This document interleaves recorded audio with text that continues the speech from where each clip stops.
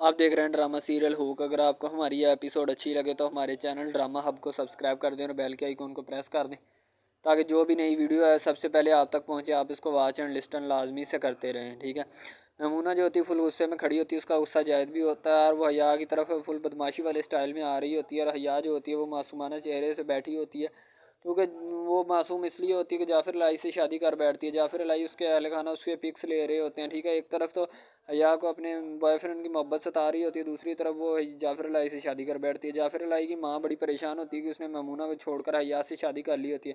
میمونہ کہتی ہے اماں اگر مرد چاہے نا کسی سے شادی کرنا تو وہ کسی سے نہیں ڈرتا، وہ اپنا ڈیسیجن لے ہی لیتا ہے اور وہ کر لیتا ہے کیونکہ مرد شے ہی ایسی ہے، اور وہ اگر چاہے نا کہ میں اسی سے شادی کروں گا تو وہ کر لے گا۔ یا میمونہ جو ہوتی ہے وہ آئینے میں اپنا چہرہ دیکھتی ہے اور پریشان سی ہو جاتی ہے اور فل غصے میں ہوتی ہے، ٹھیک ہے۔ دوسری طرف حیا اپنے بوائے فرینڈ سے ملتی ہے اور جعفر الہی کا بندہ اس کو پکڑ لیتا ہے، اس کا نام زیان ہوتا ہے۔ زیان جو ہوتا ہے نا وہ پہلے تو خوش ہوتا ہے، زیان جو ہوتا ہے وہ حیا کو دیکھ کر بڑا خوش ہوتا ہے کیونکہ وہ اس کے ذریعے جعفر الہی کو تباہ برباد کرنا چاہتا ہے اور اس کی عزت کا جنازہ نکالنا چاہتا ہے، لیکن اس کو کیا پتہ کہ آگے بھی سانپ بیٹھا ہے، ٹھیک ہے۔ سانپ کے گرہ میں اس نے ہاتھ ڈالا ہے، ٹھیک ہے۔ دوسری طرف جو ہوتا ہے نا وہ بڑا پریشان ہو جاتا ہے کہ پتہ نہیں اب کیا ہوگا اور کیا نہیں، ٹھیک ہے۔ اب جعفر الہی بیٹھا ہوتا ہے اپنی ساری بیوروکریسی سلطنت کے ساتھ اور اس کے ساتھ بیٹھی ہوتی ہے میمونہ بھی، ٹھیک ہے۔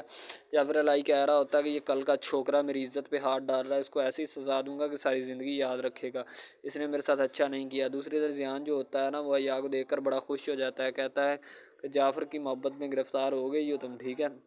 دوسری طرف جعفر الہی اپنے بندے کو بتا رہا ہوتا ہے کہ اس کا میٹنگ اس سے ملنا ہے، یہ کہاں ہے اور کہاں نہیں، ٹھیک ہے۔ زیان بیٹھا ہوتا ہے پریشان بھی ہوتا ہے اور کہہ رہا ہوتا ہے اپنی بیگم سے کہ جعفر الہی نے حیا کے ارد گرد چاروں طرف ایسے جگڑ بند لگا دی ہے کہ اب اس کا ملنا بہت مشکل ہے، ٹھیک ہے۔ حیا اپنے کمرے میں داخل ہو رہی ہوتی ہے اور میمونہ جو ہوتی ہے وہ فل تنقید کر رہی ہوتی ہے حیا کے اوپر، کہہ رہی ہوتی ہے کہ جعفر الہی کی بیگم صرف میں ہوں اور اس کی بیوی میں ہی رہوں گی، تم اس کی بیوی نہیں ہو سکتی اور نہ ہی کبھی ایسا کرنے کی کوشش کرنا۔ حیا خاموشی یہ سب باتیں سن رہی ہوتی ہے، ٹھیک ہے، کیونکہ اس کی باتیں سننا بھی جائز ہوتی ہیں اور بنتی ہیں، لیکن دوسری طرف جو ہوتی ہے نا جعفر الہی زیان کے گھر میں چھاپا مارتا ہے اور وہاں پہ داخل ہوتا ہے، اس کے والد کو سمجھانے آتا ہے۔ جعفر الہی اپنے ماں کے پاس بیٹھا اور اس سے باتیں کر رہا ہوتا ہے۔ حیا اس کی بیگم جو ہوتی ہے نا زیان کی، وہ یہ سب باتیں زیان کے منہ سے سن رہی ہوتی ہے کہ جعفر الہی نے گھیرا تنگ کر لیا ہے حیا کے خلاف اور وہ حیا کو گھر سے باہر نہیں نکلنے دیتا، ٹھیک ہے۔ زیان بہت پریشان ہوتا ہے کیونکہ اس کی وہ ایکس گرل فرینڈ ہوتی ہے، ٹھیک ہے۔